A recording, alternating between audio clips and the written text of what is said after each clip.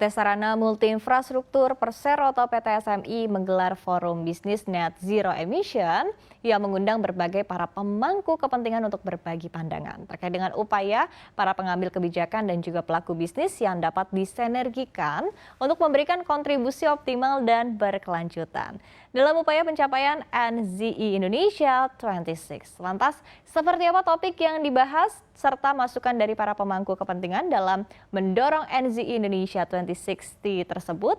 Jurnalis CNBC Indonesia Ratu Rina beserta juru kamera Ari Budi Prasetyo akan memberikan informasi selengkapnya untuk Anda.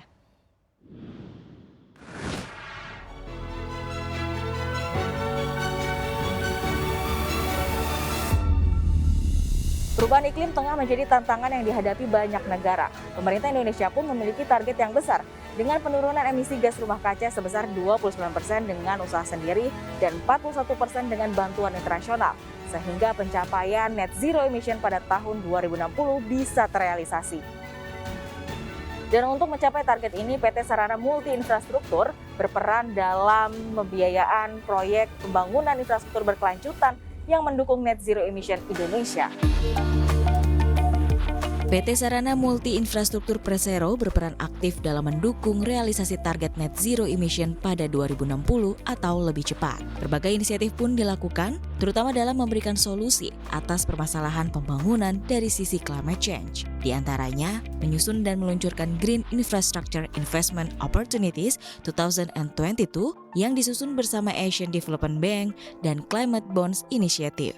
Tidak hanya itu, PT Sarana Multi Infrastruktur Persero juga mencoba aktif menjadi pengampu pembentukan Blended Finance Platform atau SDGs Indonesia One.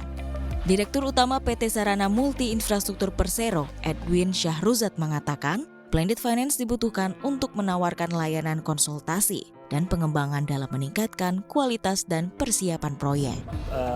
Mengupayakan atau mempromosikan pembiayaan kolaboratif ya yang kami kenal sebagai blended finance. Kita paham betul bahwa permasalahan climate change tidak bisa ditangani dengan pembiayaan yang sifatnya konvensional karena butuh dukungan sana sini, dan oleh karena itu perkuatan dari SDG Indonesia One sebagai platform Blended Finance, saya rasa itu adalah inisiatif strategis ya. Kepala Grup Kebijakan Sektor Jasa Keuangan Terintegrasi OJK, Enrico Haryontoro mengatakan, OJK sebagai regulator sektor jasa keuangan terus mendukung ekonomi hijau, terutama kebijakan-kebijakan yang berkaitan dengan sektor energi. Sejauh ini, OJK telah terlibat dalam pembiayaan di sektor energi bersih. Terlebih, pemerintah berencana menargetkan bauran energi menjadi 23% di tahun 2025. Menurutnya, sumber pembiayaan pun bisa berasal dari swasta hingga BUMN. Namun, pembiayaan tersebut harus dihitung cermat dari sisi kelayakan lantaran karakteristik bisnis yang spesifik. Saat ini, OJK tengah fokus pada peta jalan taksonomi hijau yang penyusunannya melibatkan 8 kementerian dan lembaga pemerintah. Kami memang mendorong supaya dalam periode roadmap tahap kedua ini dengan flagship program yang pertama kami adalah taksonomi hijau, di mana kami mengkoordinasikan, menginisiat penyusunannya bersama 8 kementerian gitu ya, dan lembaga pemerintah gitu ya. Muaranya tentu kami dorong supaya peran SJK ini mengakselerasi peningkatan pembiayaan di sektor hijau termasuk tentunya sektor energi. Kami perkuat juga dengan kehadiran Task Force Keuangan Berkelanjutan yang kami bentuk di penghujung tahun yang lalu.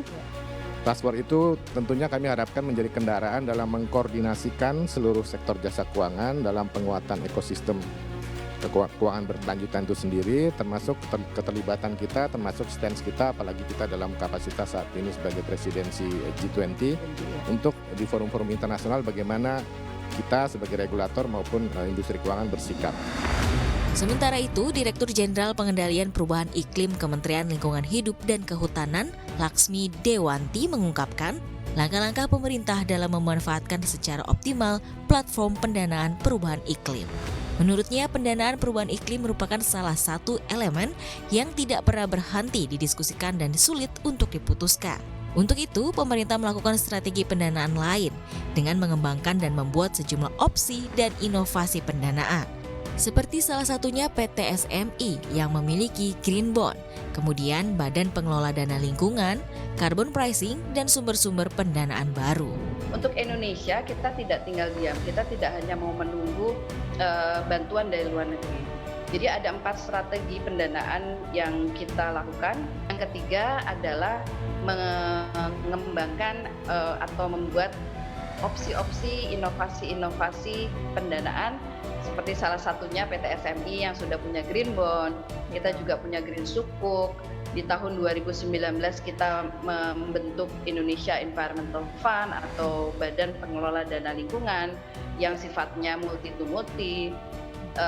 Dan kemudian sekarang juga dengan carbon pricing kita melakukan atau di dalam peraturannya yang hari ini kebetulan juga sedang diharmonisasikan di Kemenkumham, kita akan membuat sumber-sumber pendanaan baru yang bisa dimanfaatkan untuk adaptasi dan mitigasi.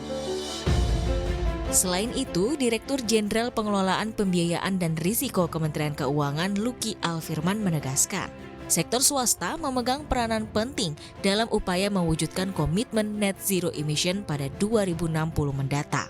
Untuk itu, pemerintah sudah menyiapkan sejumlah fasilitas untuk menarik minat para investor.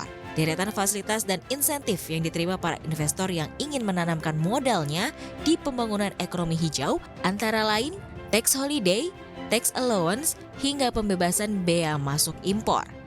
Tidak hanya itu, pengurangan PPN dan PPh bahkan pengurangan PBB juga diberikan untuk mendukung pengembangan panas bumi dan energi terbarukan lainnya.